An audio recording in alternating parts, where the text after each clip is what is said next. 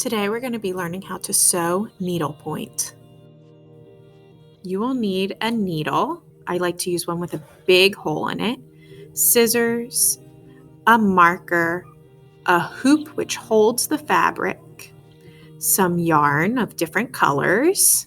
Thin yarn is better, thicker is going to be too hard to use, and some fabric. I have this special fabric that's really thin and easy to use. It's called Smart Fab.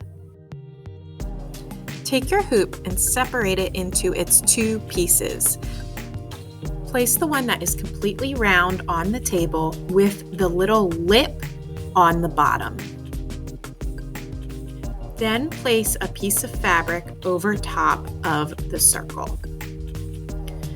Take the other part of the hoop and place it over top of that so that it goes right over and sandwiches the fabric between the two hoops.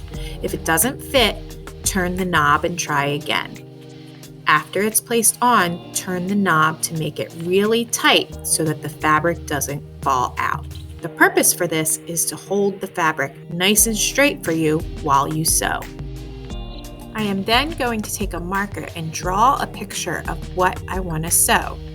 It's easiest to have all the lines on your fabric before you start. If the lines are there, it'll be kind of like coloring, but with string. After you have your picture drawn, pick out the color yarn that you want and thread it through the eye of the needle. The eye is the small hole that is in the one side. Ready for a cool hack to help you thread your needle? Take a tiny little piece of paper and fold it in half around the end of your yarn. You want the yarn to be nestled in the bottom of your fold, right in the middle of the paper. Then take the two ends that are separated and place those through the eye of your needle. That's a lot easier to put through than the yarn. Pull the whole thing through and your yarn will come with it. I like to pull my needle all the way to the center of my string and bring the two ends together. That way your line is thicker. Tie a knot at the end of the two strings.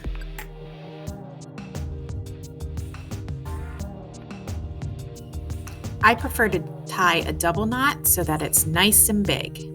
If you need help with tying knots, I'm always here. Begin sewing from the back of your picture.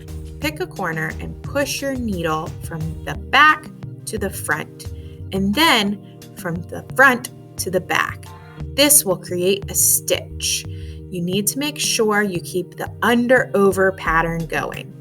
If you take your string and go over or under, your string will wrap around the edge and will get stuck on the hoop.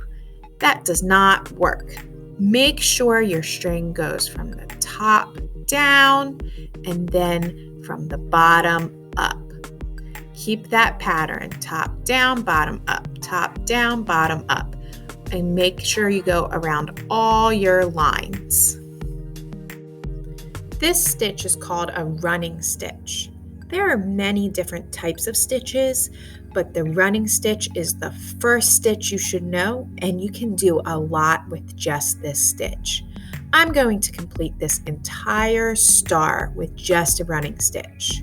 Please remember that the back of your needlepoint is going to be really messy because it's where we need to tie knots.